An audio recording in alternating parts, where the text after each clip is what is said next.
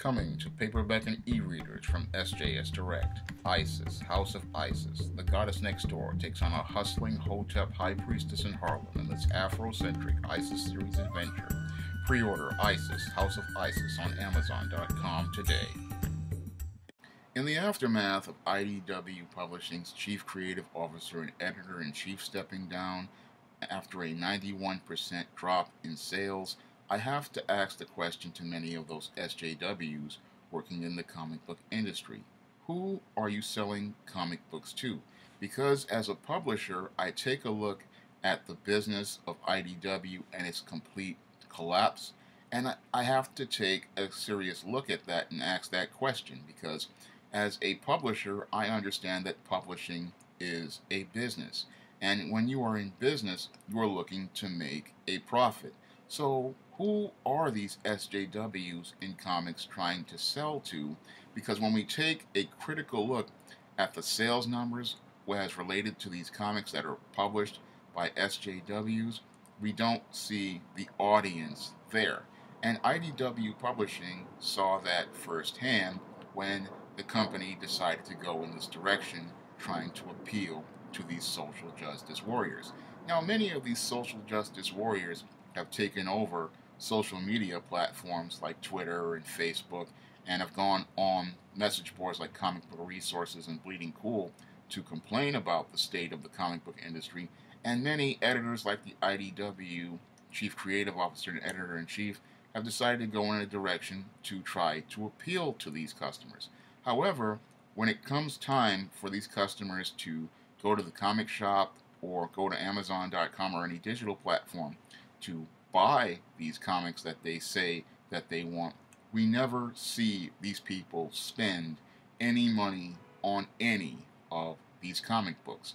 And what happens in most cases is that these comic book publishers wind up taking serious losses.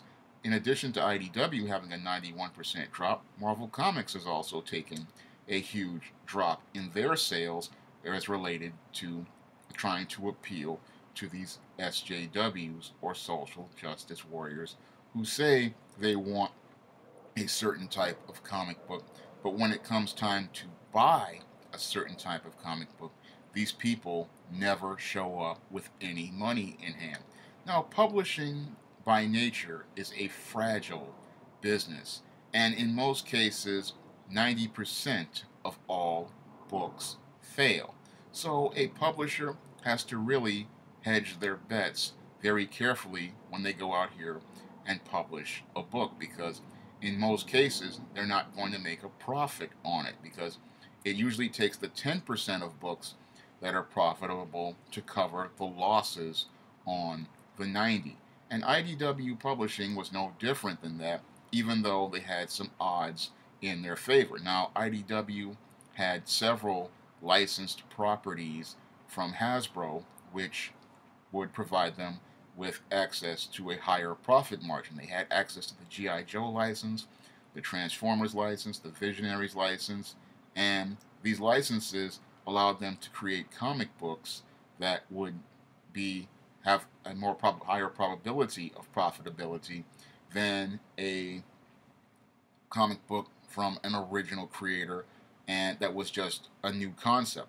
These well-known properties were like a license to print money, and many publishers would love to have those licenses. Unfortunately, IDW's Chief Creative Officer and Editor-in-Chief did not see the value in those licenses and how important they were to that core customer base. And instead of him trying to appeal to the audiences that knew those characters, that people who were my age and older, and they knew those characters like the back of their hand, instead he tried it to go in a direction that would appeal to the social justice warriors. And this was completely illogical, because those people, again, they don't know these characters, and they usually have not shown any sort of shift economically. They have not shown a spike in sales. So that was a really bad decision from a business perspective, because the social justice warriors, yes, they go on message boards to complain about comic books, but these people never led to any sort of serious sales. Because when we take a look at the Comicron.com numbers for orders, we see that orders went into a state of decline once IDW decided to go the SJW route. And it's the same thing that happened with Marvel Comics when they decided to go to the SJW route. Their numbers went into complete decline as for orders. And if you're a publisher and you see numbers going down, you don't continue to go in that direction because, again, you need that 10% of books to pay for the other books that lose money. Unfortunately, because the editor-in-chief and chief creative officer at IDW didn't understand this, what he did was he went full SJW on all of his books, and that led to the 91% drop in sales. And the reason why they had a 91% drop in sales is because they alienated the core customer bases that laid the foundation for these comic books. Because what this publisher just didn't understand was that comic books are primarily sold and distributed in comic shops. And the median age of a comic book buyer is 40 years old. And the people who knew about the properties he was talking about, such as Transformers, G.I. Joe, Gem, Visionaries, and other Hasbro properties, those people were my age and older. So those people, when they looked at that comic that featured those characters and reminisced about those characters, what happened was they got alienated and they had no incentive to go out and buy those comic books, because comic books about old 1980s properties are designed to appeal for a nostalgia reason. They're usually made to appeal to those who played with those toys or those who watched those television shows of that era. And that's why it was such a bone-headed decision to go an SJW route and try to make these characters something that appealed to an audience that did not exist. And this is one of the big problems as related to the SJW in the comic book industry. Many of these characters are old and iconic, and people have expectations of what they were and what they are. And when people try to make changes to them to make them fit a narrative that does not fit them, that alienates the already shrinking customer base as related to comic books. So when you go out here and you make a female Thor, a black female Iron Man, a black Falcon, Captain America, Asian Hulk, that does not appeal to a core customer base of readers, and those readers decide that this is not their character and they decide not to buy the product. And this is what leads to these steep declines in sales. When it comes down to the SJW, they are trying to make characters be something that they're not, and when the customer sees that this character isn't this, what they do is they don't buy the product, and those who do buy the product, like Diversity in Comics and many others, only buy it to roast the character and make fun of them. So this publisher like IDW is shooting themselves in the foot and literally shooting themselves in the head, because they are committing suicide by doing this. Because again, publishers have a razor thin profit margin, and you don't want to risk your profit margin on those books that are selling. Usually the rule in publishing is if a book is selling, you just leave it alone, because you need that book to sell. Because in publishing, you get most of your sales from two areas. You get your sales from your front list titles, and you get them from your backlist titles. And with SJWs, they wind up killing sales not only for the front list titles that they're publishing right now that push their agenda, but they also kill sales on many backlist books, because when people see a front list title featuring these types of narratives, they have no incentive to go back and purchase back issues or trade paperbacks. But this is all due to the SJWs not understanding the publishing business, because the SJW in most cases sees the publishing business as some sort of corporate welfare. They believe that because Marvel and DC are funded by big corporate institutions like Warner Brothers, that the comic book industry isn't a place where they can go to get an easy paycheck, not understanding that these companies, these publishing companies, are in a very precarious position, and the state of the comic book industry is in a very precarious position because the comic book industry itself has been in decline for almost 25 years. The comic book industry has been in a slump for over 25 years and is on the brink of collapse. And one of the things that's leading to the comic book industry being in the brink of collapse is many of these SJWs coming into the industry and these people not understanding how the publishing business works. They see publishing as a place for them to push their ideas and their far left narratives. However, when it comes down to publishing, again, publishing is a business, and it's a business with a very thin profit margin.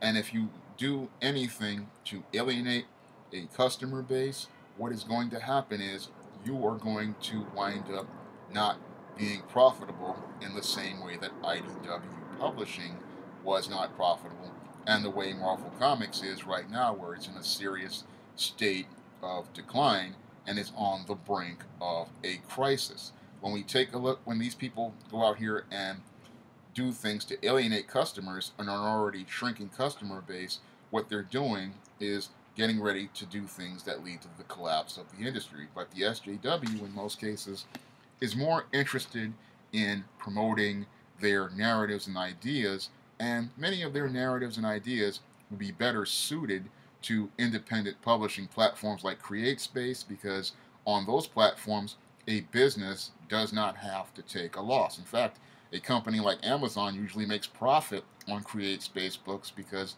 they are all published by one independent creator, and that creator usually is fronting all the costs themselves, like I do with the SJS Direct imprint. I front all my costs myself, but companies like IDW, Marvel, and DC, and even Image and many others, they can't afford to keep taking risks on audiences that don't exist. And in most cases, when it comes to this SJW, they don't exist because in most cases they don't believe in paying for art. In their cases, these are the guys, they're not looking to go to the comic book store to buy comic books. No, what they're looking to do is head to a place like Smashwords or Kindle Unlimited, looking to scavenge whatever free ebooks they could find, or they're headed to one of these comic book websites where the comics are uploaded, hoping to find some free comics that people worked to put together and worked to pay all that money to put together. So they're not looking to invest any money into the comic book industry to help it grow. They're looking to be like parasites and scavenge whatever resources off the comic book industry at its expense. And because these people are sucking off resources, they're sucking the life and health out of the comic book industry. And that's what the SJWs want to do, but they don't want to really sell comics to an audience.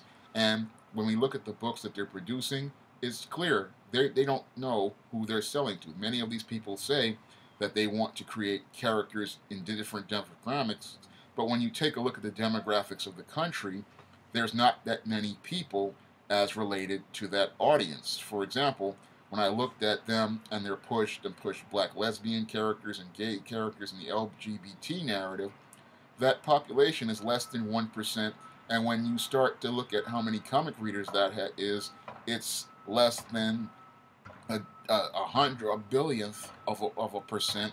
And when you have a struggling industry and you're going to print thousands of copies, who are you going to sell those comics to?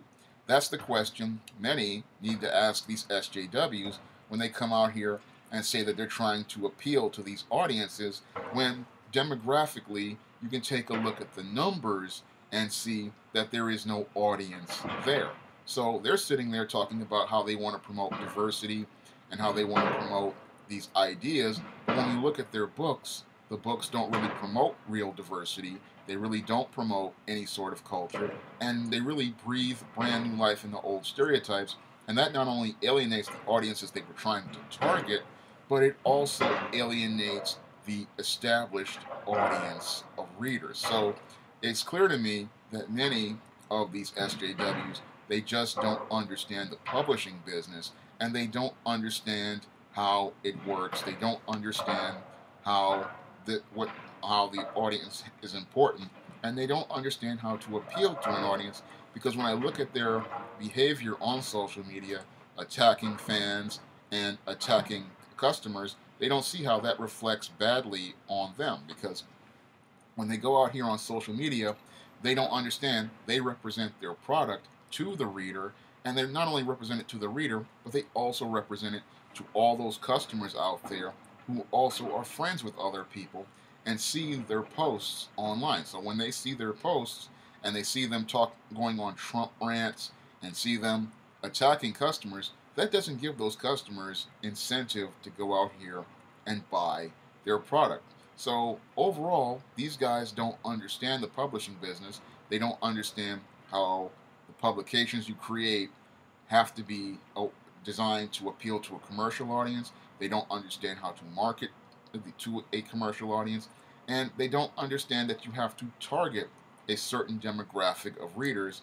And usually, in most cases, you're going to try to target the largest audience possible, because in marketing, you usually have a source audience and a target audience. And usually, those are your two audiences that you're going for. And then you have outside audiences. And your goal as a marketer in the publishing game is to make sure you reach the largest audience possible. For example, when I was writing Spinsterella, I was writing a book that was designed to appeal to people in the goth subculture, which was my source audience, but my other target audience was African Americans overall. So I was looking for two audiences, and usually, in most cases, you're looking for two core audiences to appeal to. But when I look at the SJW, they don't think about that, nor do they think about the demographics out there and how large they are.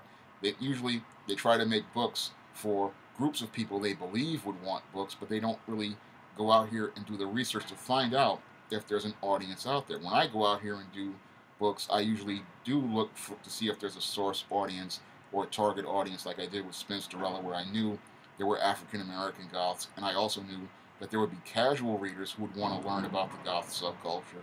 So I knew that I had two core audiences I could appeal to. And when I did a book called The Thetas, I did a target audience where I was looking for black women, and then I was also looking for women who had been a part of a sorority. So I had two large audiences. And when most comic creator publishers out here go and do this, they have two core audiences, and they usually try to appeal to the white males, because white males are the biggest core audience of comic buyers, and they have shown that they go out here and buy books on the regular. It's the same thing as romance novels. Usually their core audience is primarily women, because they know that women are the ones who go out and buy these books on the regular. But when it comes down to the SJW, it's clear to me they don't understand how to appeal to an audience, and they don't know how to market to an audience, because they believe they have to shout at the customer when you have to talk to the customer and listen to them, most importantly, because when you are in business, your job is to listen to the customer and then provide the customer what they want. And this is something SJWs don't do, because they believe they can shout a customer down and demand and insist they buy their stuff, but that's not how it works. When a customer sees a product that they like, the business has to make efforts to present themselves professionally to appeal to them. But the SJW doesn't understand what professionalism is. They don't understand that you have to create a professional product, and you have to make a product that appeals to a large audience, because the SJW is more about pushing a political message and not thinking about the economic needs of the business. When it comes down to publishing, it is a business, and the complete collapse of IDW shows us that many SJWs just don't understand anything as related to the publishing business. For them, this is just a place for them to get some corporate welfare and get some paychecks at the expense of a company while they push their far left ideas. Unfortunately, a company cannot stay in business trying to create products that appeal to no one. And this is what happened with IDW and led to their 91% drop in sales. Something I believe that IDW won't be able to recover from, because when it comes down to publishing, again, it is a very fragile business. It is a business with a razor thin profit margin, and it's a business that is hard for a company to bounce back.